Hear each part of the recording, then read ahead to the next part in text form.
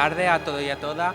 Damos comienzo a este tercer día de esta segunda jornada sobre historia, cultura y patrimonio, donde tendremos lugar la primera ponencia de José María Hermoso Rivero, cuyo título se titula Testamento de Francisco de Paula Rodríguez, 1811, un documento superviviente del Archivo de Protocolos de Sanlúcar Barrameda. A continuación, daré un par de detalles sobre el currículum de José María. Nació en Sanlúcar Barrameda y se licenció en Historia en la Universidad de Granada en el año 2006. Desde el año 2007 es profesor de Ciencias Sociales del Colegio de la Huerta Grande de Sanlúcar. Como docente, en el año 2017 la editorial Planeta calificó su blog escolar Apuntes y Materiales para las Ciencias Sociales como uno de los 10 más recomendados en España para dicha asignatura. Y como historiador es autor de más de 50 artículos publicados en actas de congresos como Inmedio Orbe, Sanlúcar Barrameda y la Primera Huerta al Mundo, 2016-2017, o los cursos de verano de la Universidad de Cádiz, 2019.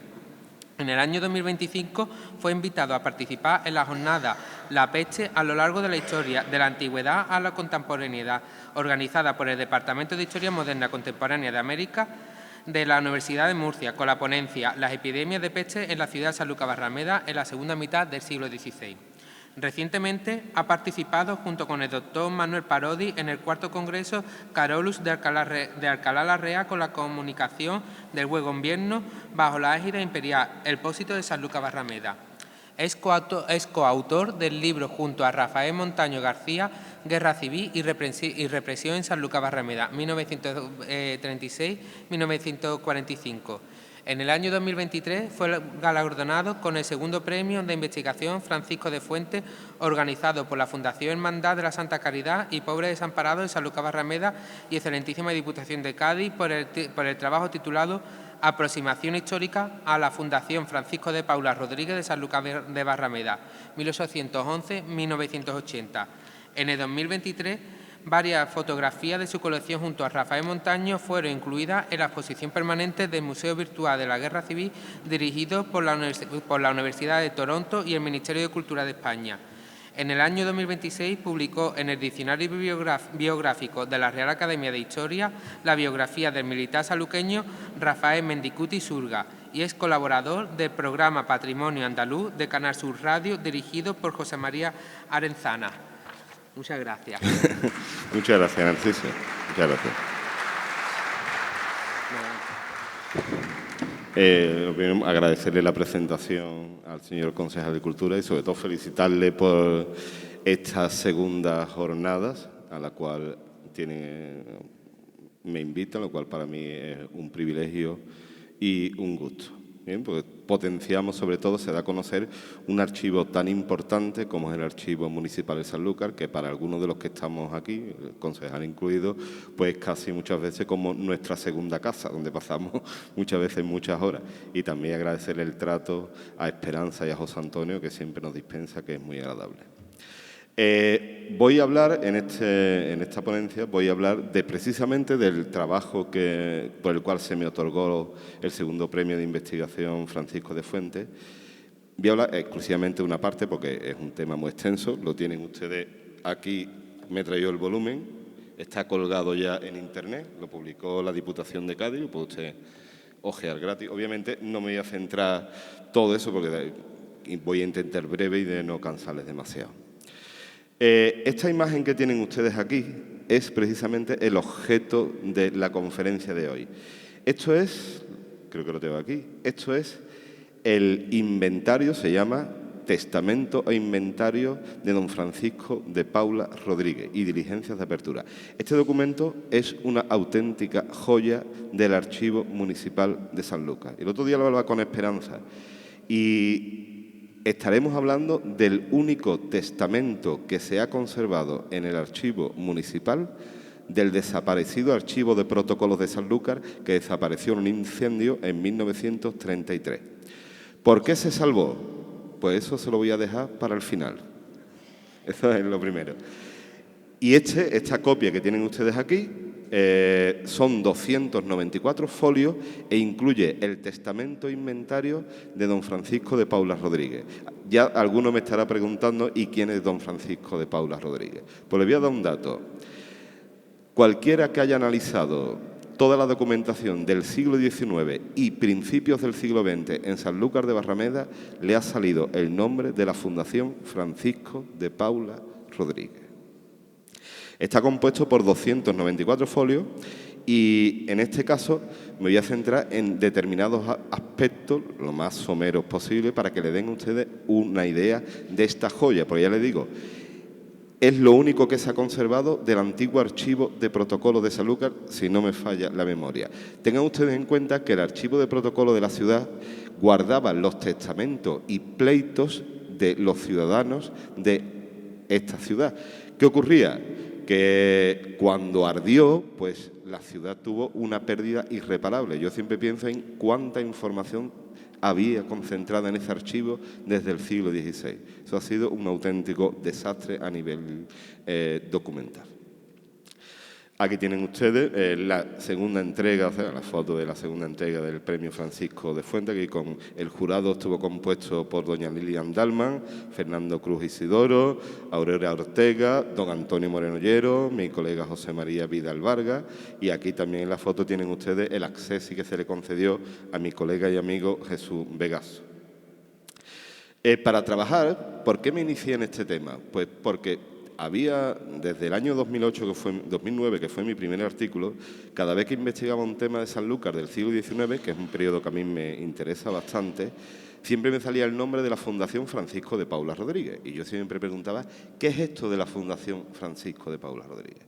Total, que cuando veo la convocatoria del premio, decido presentarme con este tema. Para ello, realicé una copia digitalizada del testamento completo. Es la manera hoy en día que tenemos de trabajar los historiadores, digitalizando los documentos para poder consultarlos en casa. Y deposité, Esperanza está aquí testigo, deposité, porque el documento ha pasado por infinitas manos que lo han visto, porque se van a dar cuenta ustedes la importancia que tenía y tiene la Fundación Francisco de Paula Rodríguez. Total, que yo digitalicé la copia.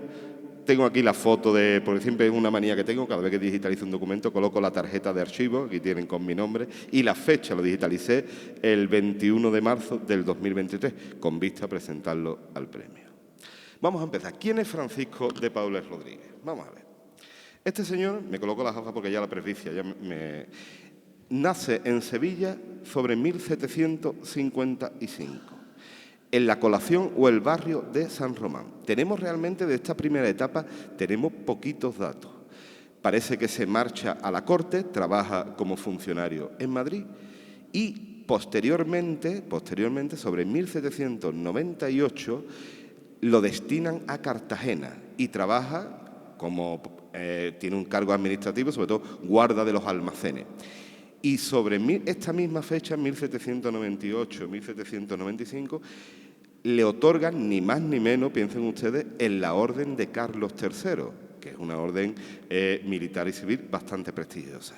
Allí conoce a su esposa, un poco más joven que él, Joaquina Sánchez, y junto con ella se llega a Sanlúcar sobre 1800. ¿A qué se dedica Francisco de Paula Rodríguez? Obviamente tiene una pensión bastante importante, tiene una serie de ingresos, pero lo curioso de este señor es que nada más que llega a Sanlúcar se dedica a comprar bienes y propiedades a los conventos desamortizados. Es decir, que se dedica a la especulación inmobiliaria. Empieza a comprar casas y casas, ahora les enseñaré algunas, y sobre todo, cuando llega la invasión francesa, o sea, la Guerra de la Independencia, en 1808, Francisco de Paula, siendo uno de los mayores, por no decir casi el mayor hacendado de la ciudad, se va a integrar lo que se llamó la Junta de Defensa. Las actas de 1808 están repletas y son muy detalladas con la actividad política que tuvo este señor en la Sanlúcar de la Guerra de Independencia. Amén también que participó en la fundación o fue uno de los promotores del Jardín Botánico de Sanlúcar de Barrameda y miembro de honor de la Sociedad Económica de Amigos del País. Esto es mi colega Jesús Vegaso, que tiene un interesante trabajo sobre la Sociedad Económica de Amigos del País, que les recomiendo que lean, lo documenta muy bien. Total, llegamos a la época de la Guerra de Independencia. Francisco de Paula se encarga de una serie de comisiones, se encarga de los suministros. Sería muy largo contarlo, Pero curiosamente, cuando entran los franceses en 1810, se produce la visita ni más ni menos que del rey José I, más conocido para ustedes como Pepe Botella. Fíjense ustedes, si Francisco de Paula era el mayor hacendado, que cuando viene el rey a Sanlúcar a comer, porque prácticamente vino a comer, ¿dónde se aloja? Se aloja en la casa de Francisco de Paula Rodríguez, que ahora les explicaré dónde está. Sobre 1811, sobre el principio de 1811, parece que ya no se encuentra bien de salud y fallece en Sanlúcar el 1 de junio. Estas son, para que vean un poco, algunas de las propiedades de Francisco de Paula Rodríguez. Algunas, les quedan más. Fíjate, una casa con bodega, fíjense ustedes lo que voy a comentarles, a ver si lo pillan. Es una casa con bodega en la calle Almonte. ¿Qué hay en la calle Almonte? En la calle Almonte está lo que actualmente es el Palacio Municipal de Sanlúcar de Barrameda. Es decir, la casa de Francisco de Paula estaba donde hoy actualmente está el Palacio Municipal de Orleans y Borbón. Tienen ustedes también una casa de los Bretones, en la calle Bretones, otra en la calle de La Plata, 2 casas en la calle Angosta Santo Domingo, casa en la calle Torno, pero no solo en eso, sino que adquiere además una serie de fincas y propiedades a las afueras de la ciudad. Una finca en La Jara, otra en el Pago de Breva, lo que es Torrebreva, seguramente les suenan a ustedes. Otra también tenía casa en Sevilla y aparte, teniendo en cuenta que había participado y había trabajado en Cartagena hizo exactamente lo mismo. Se dedicó a comprar propiedades que ahora les enseñaré. Pero realmente, ¿a qué se dedica Francisco de Paula Rodríguez? Pues se dedica a la banca, o lo que diríamos en la época, a la usura. Pero no en el sentido peyorativo, sino no, se dedica a prestar dinero y a obtener de esos préstamos créditos. Aquí les he puesto a ustedes, porque la lista es larguísima, son casi 72, 78 folios, son casi 7 folios de préstamos con todas las personas a las cuales les había dejado dinero, tanto pequeñas cantidades como cantidades grandes, que por ejemplo, fíjense ustedes, les he puesto las más llamativas. A Juan Martínez de Aguilar, no sé si les suena el escritor Luis de Aguilar, pues al padre de Juan Martínez de Aguilar le dejó ni más ni menos que 149.000 reales. Al Marqués de la Fuente, 94.000. A un tal Juan Camaño, 61.000. A Tomás Galarza, que era regidor del ayuntamiento, 110.000 reales. ¿Les suena a ustedes Francisco Veterán, promotor de la Sociedad de Amigos del País y regidor de la provincia? Pues a él le prestó 81.000 reales. Podíamos seguir, pero no quiero aburrirlos. Fíjense ustedes que aquí tienen, les he puesto una imagen, para que entiendan, dónde estaba la casa de Francisco de Paula Rodríguez. Obviamente, el Palacio Municipal estaba compuesto por 3 viviendas, no sé si lo saben ustedes. La casa de Francisco de Paula, la casa de los Páez de la Cadena y otra más que no recuerdo dónde está el archivo. El convento de la Merced, que de hecho él compra la huerta del convento de la Merced. Bien. Aquí tienen estas cosas. A mí, yo con mis niños me gusta mucho el colegio, ¿verdad? Una recreación de cómo pudo ser el fallecimiento de Francisco de Paula Rodríguez el 1 de junio. Aquí tienen ustedes. Quien está aquí, postrada a los pies, agarrándole la mano, es su esposa Joaquina Sánchez. Y dirán ustedes, y yo me lo he hecho aposta, Chema, ¿por qué has puesto ahí 4 mujeres negras? Porque Francisco de Paula tenía 3 esclavas, he puesto 4 y me he equivocado, son 3, tenía 3 esclavas etíopes. Además se apellidaban Rodríguez, muy gracioso. Y a las 3 le dejó unas propiedades bastante suculentas. Cuando muere Francisco de Paula, toma una decisión totalmente inaudita. Él no tiene hijos, no tiene descendencia. Tiene hermanas, tiene cuñados, pero no tiene hijos. ¿Y qué decide? Decide entregar todos sus bienes,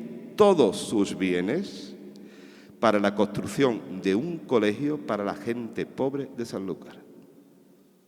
Bien. En el colegio hay que tener en cuenta que él lo deja todo bien escrito en su testamento, un testamento muy largo. El primero que transcribe el testamento es Manuel Barbadillo, en un librito que tiene de los años 80, que me lo encontré inserto, digo. Y el segundo, el que saca a relucir el testamento, es ni más ni menos que don Narciso Climent, el cual analizó y conocía muy bien, y ahora voy a explicar por qué, conocía muy bien la Fundación Francisco de Paula. Bien, entonces, fíjense ustedes, este señor es como si Amancio Ortega está a punto de morirse y en vez de dejarle sus bienes a la familia, dice, no. Todo lo que tengo va a estar destinado para la construcción de un colegio, para la gente pobre. Fíjense que de este personaje ha sido posiblemente el mayor benefactor que ha tenido jamás la ciudad de Sanlúcar y del que hoy, desgraciadamente, no se conserva ni la calle. Pero ojo, sí se conserva el colegio, o por lo menos lo que se hizo con parte de su dinero. ¿Qué se estudiaba en ese colegio? Pues se estudiaba filosofía, teología. Hay algunos autores que dicen que realmente él no quería un colegio religioso. Yo discrepo totalmente, porque era una persona de un carácter muy piadoso. En todas sus casas tenía un oratorio. Y cuando muere, nombra albacea, atención a lo que voy a explicar, nombra albacea a los curas de la ciudad y a su mujer. ¿Qué tenía de propiedad de Francisco de Paula? Pues fíjense ustedes, tienen aquí la bodega que tenía en la calle Almonte, es decir, en lo de está el convento de la Merced. Aquí tienen ustedes, por ejemplo, viene un listado bota por bota de lo que tenía en esa bodega. Vino blanco de Trasiego, Pedro Jiménez, vino nuevo color. Lo he resumido mucho porque estos son folios y folios y folios de los diferentes tipos de vino. La bodega se llamaba San Joaquín. Recuerden ustedes que su mujer se llamaba Joaquina. Entonces mi teoría es que le puso un poco el nombre por el onomástica de su mujer. ¿Y dónde estaba esta bodega? Pues donde están hoy los jardines del Palacio Municipal, que se los compró a una huerta. Yo les recomiendo, si les interesa el tema de los vinos, que miren el artículo de la profesora Ana Gómez, que analizó muy bien el tema de la bodega. Yo, la verdad, que no entiendo mucho de vino y me limité a hacer un extracto, como lo tienen ustedes ahí, del número de botas. Las otras propiedades, aquí la tienen.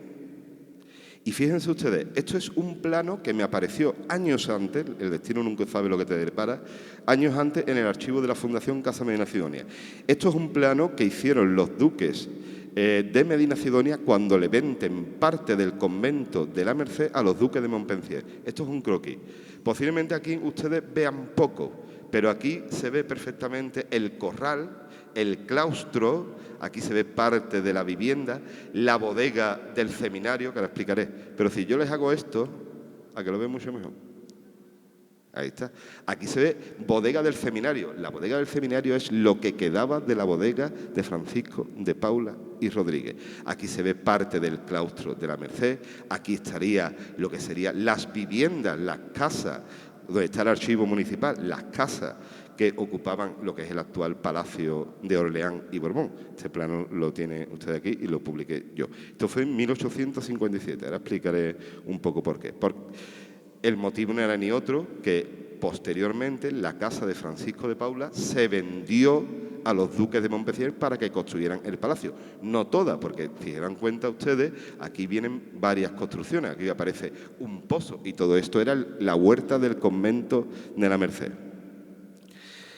Fíjense ustedes, la casa de Francisco de Paula tenía una serie de obras de artes numerosísimas. Aquí solo le he puesto, para no aburrirlo, les he puesto solamente el número de cuadros que tenía en su casa, 154.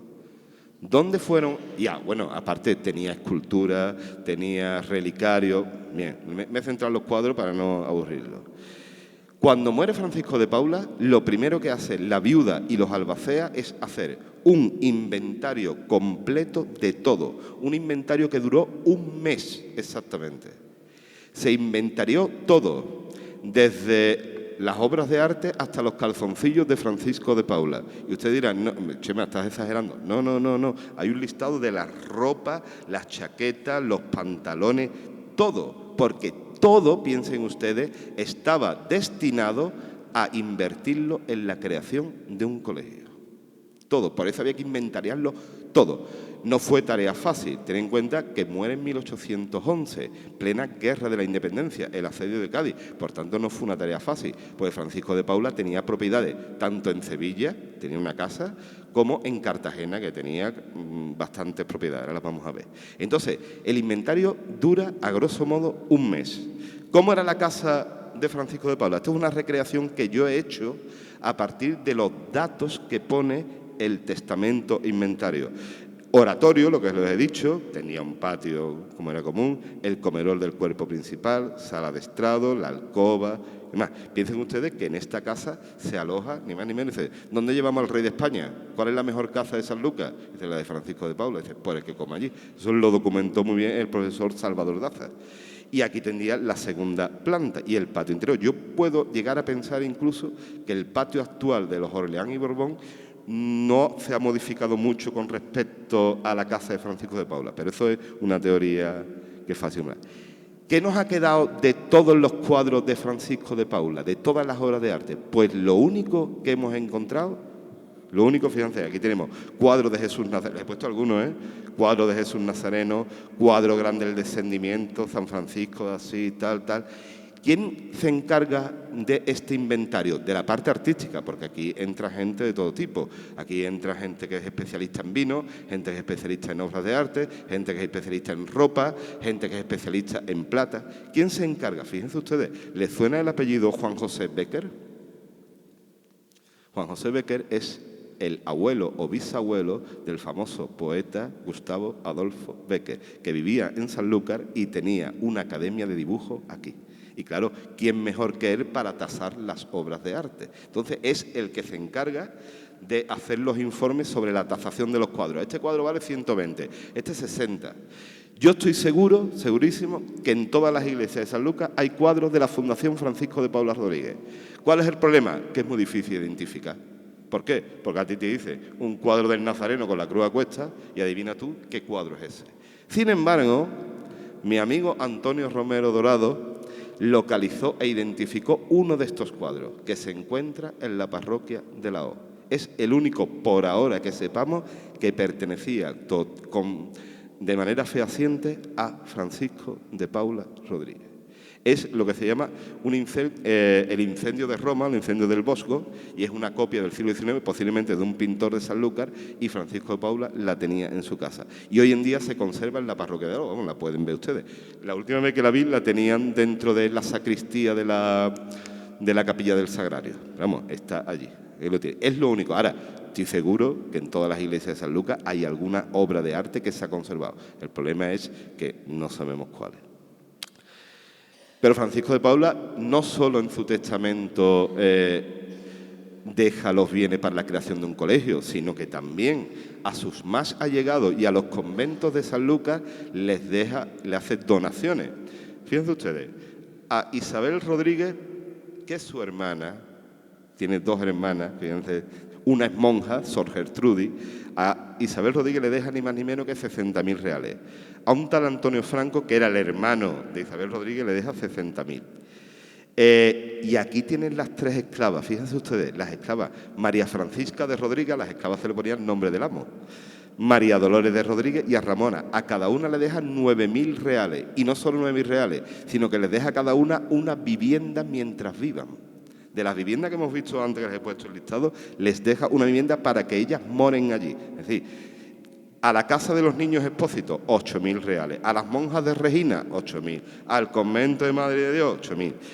En resumidas cuentas, cuando hacen el testamento completo y el inventario completo, tiene la desorbitada cifra de 3 millones de reales. Aquí lo tiene exacto. Eso era un auténtico fortunón para la época. Y fíjense que lo deja todo para la construcción de un colegio. Ahora veremos qué ocurrió. En el testamento, bueno, aquí tienen las propiedades de Cartagena. Fíjense ustedes, hasta 20 casas tienen Cartagena.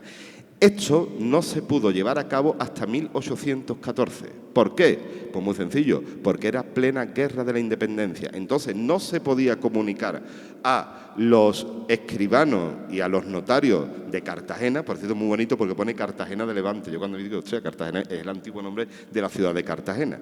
no se pudo llevar a cabo hasta 1814. ¿Por qué? Porque era un clima de plena guerra. ¿Qué hace Francisco de Paula? Nombra albaceas a su mujer. Ojo, mientras que no se case. Si se casara, si volviera a contraer matrimonio, perdía las propiedades. Sí. Pierde todas las propiedades, excepto 40.000 reales que ella aportó a la dote del matrimonio, pero el resto era de ella. Y, curiosamente, nombra albacea a los curas de la ciudad, a Joaquín María Rosales, que era el párroco de la iglesia mayor, a un tal, que ahora esto tiene miga, Antonio Fernández de Santa Cruz, que es un exfraile agustino, a don Francisco de Paula Colón, es decir, todos sacerdotes y religiosos.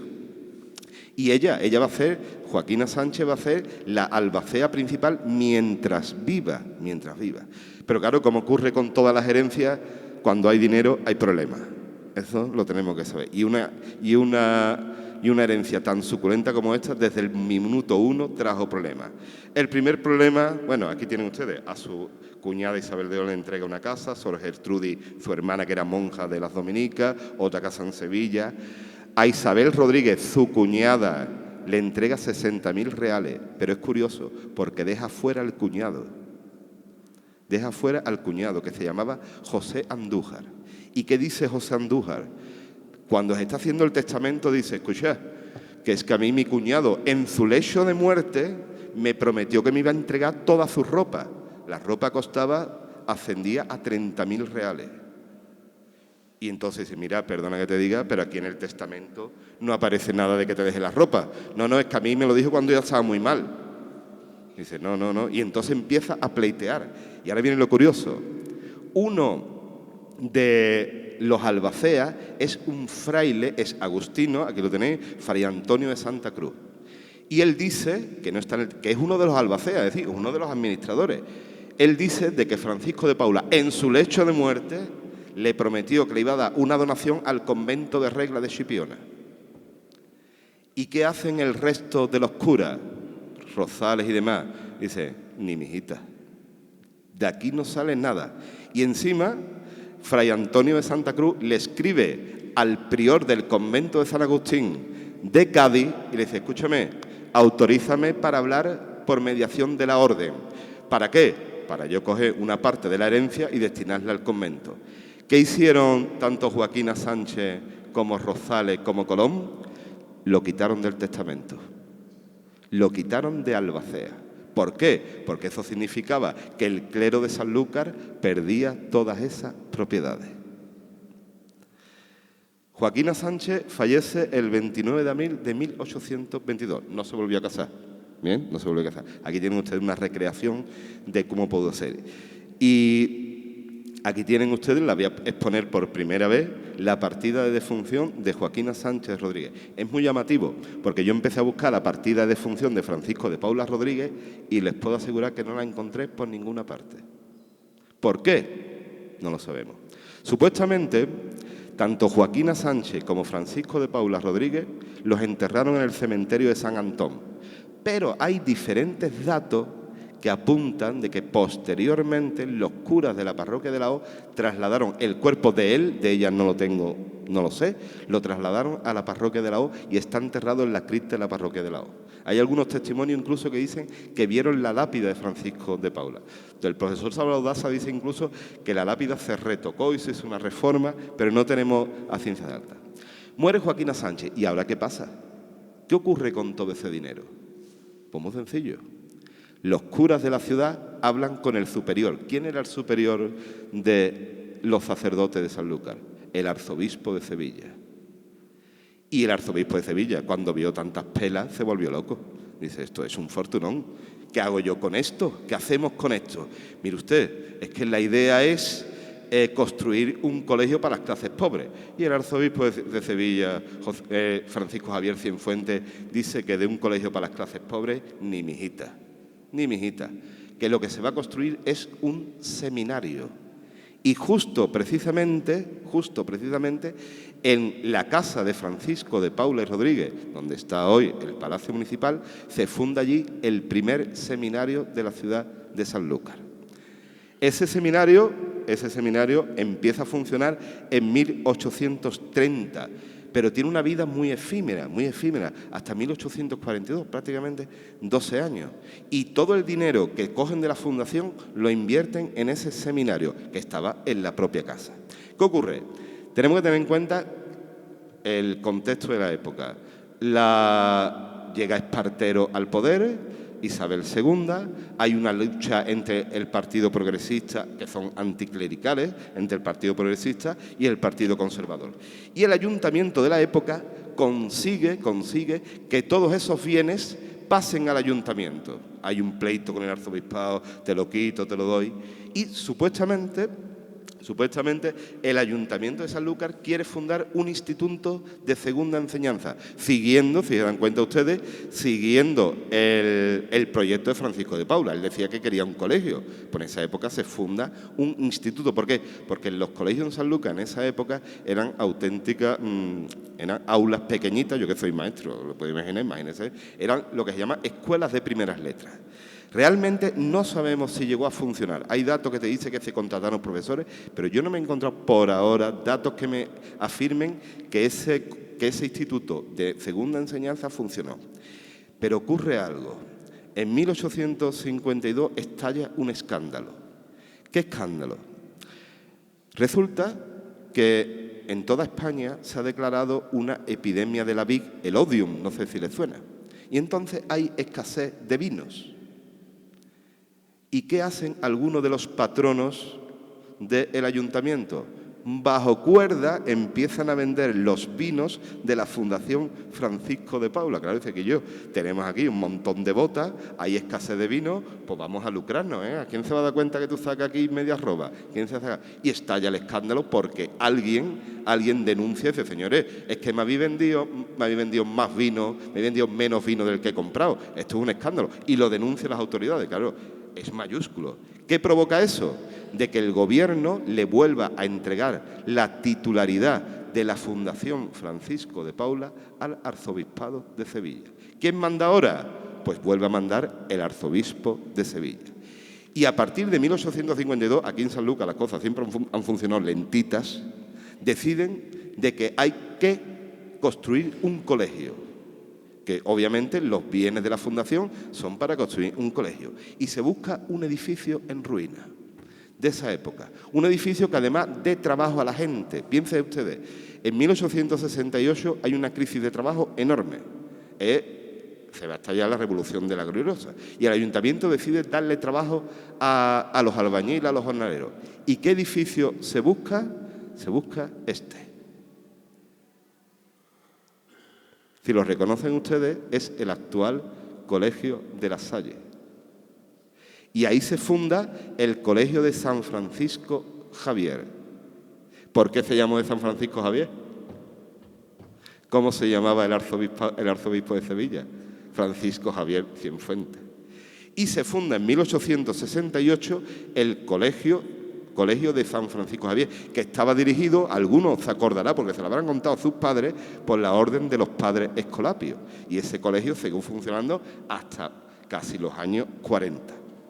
Podría contar muchos datos, pues el colegio se cierra, se vuelve a abrir, pero no quiero aburrirlos demasiado. La cuestión es que el Colegio de San Francisco Javier, los Escolapios, popularmente conocidos en Sanlúcar, va a funcionar prácticamente sin problemas hasta la década de 1942. ¿Cómo funcionaba el colegio? Muy sencillo. La Fundación Francisco de Paula estaba presidida por el cura párroco mayor de Sanlúcar. Es decir, el párroco de la parroquia mayor es el presidente, hasta la actualidad, es el presidente de la Fundación Francisco de Paula Rodríguez. ¿Qué hacían los escolapios? Los escolapios le daban, para decirlo claro, le pagaban un alquiler de 60.000 reales, después pasaría a pesetas, a cambio de administrar el centro. Y la Fundación Francisco de Paula tenía en su contrato, en su base, que se becaba a los seminaristas de Sanlúcar Trebujena y Chipiona que no pudieran pagarse los estudios. Bien, se conserva incluso en el archivo de la parroquia de la O, que yo consulté para este trabajo, se conserva incluso el libro de cuentas con todas las becas que se le daba desde 1911 a 1938 de todos los alumnos. Me encontré, esto ya para que les gustan las historias, me encontré que mi tío abuelo, fallece su padre, mi bisabuelo fallece su padre, y tuvo muy malas notas y le quitaron la beca. Fíjense a qué nivel llegaba el tema. Total, aquí tienen una foto, una imagen de lo que fue el Colegio de los Escolapios, fotos antiguas. Pero ¿qué ocurre? Todo esto funciona más o menos bien. Pero en el año 33, durante la Segunda República, se saca la Ley de Congregaciones. ¿Qué era la Ley de Congregaciones? La Ley de Congregaciones era ni más ni menos que prohibirle a los religiosos que impartieran clases, que fueran maestros laicos. Y ahí hay un pleito entre la fundación y los religiosos, porque diciendo, mira, esto no puede funcionar porque los curas, los escolapios no pueden dar clases, hay que contratar maestros seglares. Llegamos a 1936. En 1936, plena Segunda República, el Ayuntamiento Socialista de Bienvenido Chamorro, que fue un alcalde fusilado durante la Guerra Civil, pretende confiscar los bienes de la fundación, es decir, confiscar el Colegio de San Francisco Javier y convertirlo en una escuela nacional. La escuela nacional eran las escuelas públicas. ¿Qué ocurre? El proyecto, se ven las actas capitulares, esto es abril, mayo de 1936, pero llega la Guerra Civil y todo se rompe. De hecho, al alcalde Bienvenido Chamorro lo fusilan desgraciadamente. Y ahora comienza un pleito entre los escolapios y la fundación. ¿Y cómo se resuelve el pleito? Resumiéndolo mucho, pues el cardenal Segura, viendo la pelea que había entre los escolapios y la fundación, decide, mira, no pelearse. La iglesia para los escolapios y el colegio para la fundación. Pero la cosa debía ser, eso es como los matrimonios divorciados, debía ser una auténtica desastre. Los dos conviviendo en un mismo espacio. De hecho, si se fijan ustedes y van a la iglesia de San Francisco, justo en el altar hay una puerta que comunica con el colegio. Esa puerta se construyó para cerrarle el paso a los escolapios que no entraran en el colegio. Después, cuando se van a ir los escolapios, o sea, es un desastre y deciden irse en el 38, cuando se van los escolapios, la fundación denuncia al arzobispo, y dice, mire usted, es que esta gente se han llevado hasta la cerradura de las puertas. Lo esquilmaron todo. De hecho, en el archivo municipal encontré un inventario excelente, que está allí conservado, que es una maravilla, de todo lo que había en ese colegio, desde la biblioteca, los aparatos químicos, todo. Y en el año 1942, el cardenal Segura decide de que, qué hace con un edificio allí muerto. Y decide convertirlo en un seminario, el Seminario del Corazón de Jesús. ¿Reconocen ustedes esta foto? Pues estos son los seminaristas del año 42. Esta fotografía es de mi colección. Esto, si lo ven ustedes aquí, es el Cristo, el Sagrado Corazón, que hay en el patio de La Salle. Y aquí se ven los seminaristas, que eran críos de 12 y 13 años, ¿eh? Además, a mí me contaban los curas más mayores que estudiaron gracias a la Fundación Francisco de Paula, porque los becaban. Estamos hablando de sacerdotes tan conocidos como Narciso Climent, que fue becado por la Fundación Francisco de Paula, Pepe Paloma, que es un amigo mío. Muchos sacerdotes estudiaron gracias a las becas. Y don Juan Mateo Padilla, de párroco de Santo Domingo, y me contaba un detalle muy divertido. Estos niños que ven aquí, que algunos, yo estoy seguro que algunos son algunos de los sacerdotes que están ahí. Este es el cardenal Segura, por cierto, en la foto, ¿eh? Esto es el curso de 1942. Cuando paseaban por Sanlúcar, lo hacían vistiendo una beca roja. Se ponían con una beca roja. Y popularmente la gente, con el cachondeo, porque aquí otra cosa no, pero cachondeo, le llamaban los jilgueros. Dice, mira, ya veré los jilgueros ahí paseándose. La cuestión es que en el año 66 los hermanos de La Salle van a conseguir, a través del Arzobispado de Sevilla, que el colegio, o lo que era entonces ya el Seminario del Corazón de Jesús, pase a ser el colegio hoy en día de La Salle San Francisco. Y ahora les digo a ustedes, y les remito a la siguiente pregunta: ¿por qué se salvó el testamento de Francisco de Paula? Ahí tienen ustedes una recreación del famoso incendio del pósito donde se guardaba el archivo de protocolo de Sanlúcar. Año 33. Les recomiendo que se lean el trabajo de Salvador Daza precisamente sobre esto. ¿Por qué se salvó ese testamento? Porque si no se hubiera perdido. Pues ¿sabéis por qué se salvó? O por lo menos mi teoría es porque no estaba allí. En el año 33 alguien lo había sacado, se lo había llevado al ayuntamiento viejo y lo estaba ojeando precisamente para el tema del pleito con los escolapios. Por esa casualidad, hoy en día conservamos esa joya que es el testamento de Francisco de Paula y Rodríguez.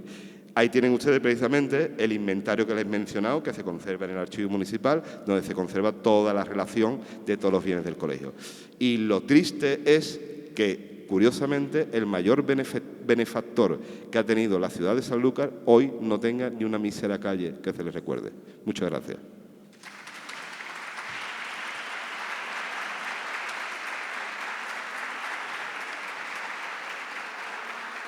Me han dicho si tienen alguna pregunta, ¿no? Me lo dijeron ayer. Si tienen alguna pregunta que yo sepa contestar. Si no me retiro, le dejo plazo. Pues nada. Muchas gracias.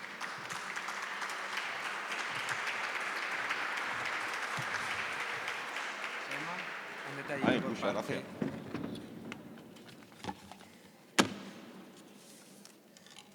Muchas